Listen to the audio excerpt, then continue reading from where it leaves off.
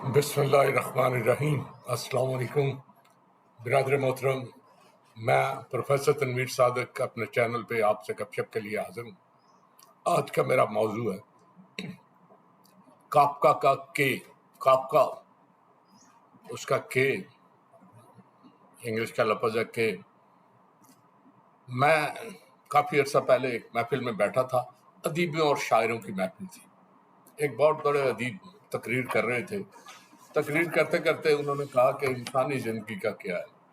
यह तो बिल्कुल काफका के की तरह है, इसका कोई एतबार नहीं। मैंने नोट किया कि कोई काफके का जिक्र हुआ है जिसके के का। और महफिल ख़त्म हुई, उन्हें जल्दी थी, वो फौरन चले गए। मुझे तशनगी थी कि ये क्या कह गए, काफका कौन है और के क्या है। मैंने साथी एक से पूछा, ये काफके का के क्या है? कहते के काफका, काफका से के हटा लें तो क्या रहेगा, वो लफ्ज़ तो ख़त्म हो जाएगा। मैंने कहा लेकिन किस हवाले से? नहीं, बस वैसे ही बात की है। मैंने कहा एक दूसरे से मैंने पूछा, कहने लगा कमाल है, ये भी नहीं आप काफका के काफका। मैं कहा अच्छा।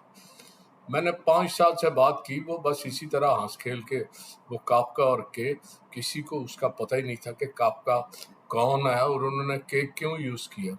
खैर, मेरे जहन में एक तशवीर थी, वो जारी रही।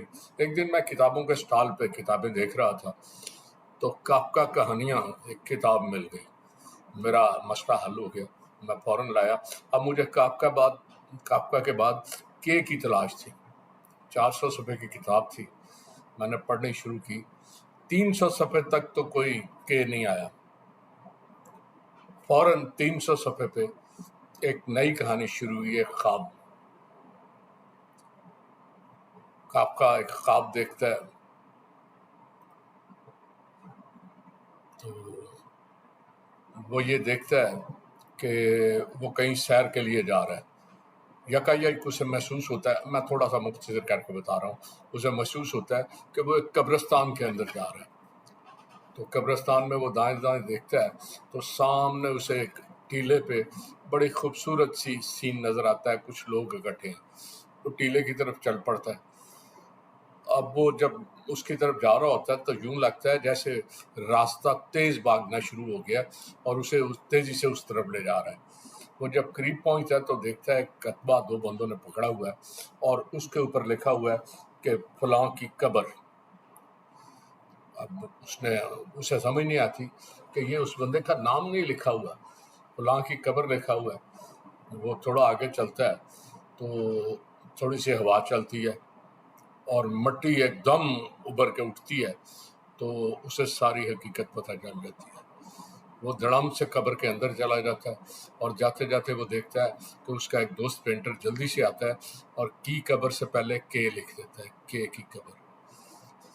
तो बेसिकली काफका जो है वो चेकोस्लोवाकिया का रहने वाला था। दुनिया आदम में उसका बहुत बड़ा नाम है। वो ऐसी कहानियां लिखता है जो अब्स्ट्रैक्ट आर्ट की तरह ज़रा आम कहानियों से मुख्तलिफ है। उसमें वो तशबीहात और इस्तारात इस्तेमाल करता है। कोई चीज़ ले लेगा, वो चीज़ जो है ना उसे निशाना बना के तो इंसानी ज़िंदगी की तलखियाँ और इंसान की मजबूरियाँ जो है ना उसे, इस कहानी में भी उसने ये कहा है कि इंसान सोचता कुछ और है लेकिन लम्हों में क्या होता है क्या नहीं, ज़िंदगी बड़ी बेसबात है। और उस बेसबाती को उसने इस अंदाज से कि वो घर से तो सैर करने निकला था लेकिन आगे कब्र उसकी मुंतज़िर थी, तो इस चीज़ को उसने अपने अंदाज से बयान किया है।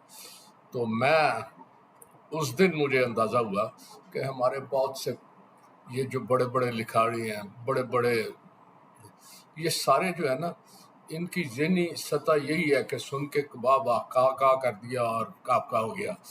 तो ये वाह वाह और का की आवाज़ें सिर्फ निकाल सकते हैं। मैं हैरान हूँ कि हमारे 90% जो बड़े बड़े तनकीद करने वाले हैं कहते हैं कि आपको अगर किसी आपको काम कर रहे हैं ना तो तनकीद करने वाला अगर आपको मिल जाए ना तो आपका फन ज़्यादा प्रॉस्पर करता है। लेकिन हमारे तनकीद करने वाले बड़े अजीब हैं। ये लिफाफा देख के ना उसके अंदर ख़त का मजमून भी पढ़ लेते हैं और उस पर बयान भी कर लेते हैं, अब चाहे बाद में कुछ निकले। हमारे जितने टीवी चैनल हैं, जितने लोग हैं, یہ سارے کے سارے ٹی وی چینل پہ بھی ایسے ہی ہمارے سارے کے سارے جو لرنر لوگ بیٹھے ہوتے ہیں، وہ لفافہ دیکھ کے انہیں اندر کا پتہ چل جاتا ہے، اس پر تبصرہ صرف شور مچانا آتا ہے، ہلا گلا کرنا آتا ہے، اور ایک لوگوں میں امپریشن۔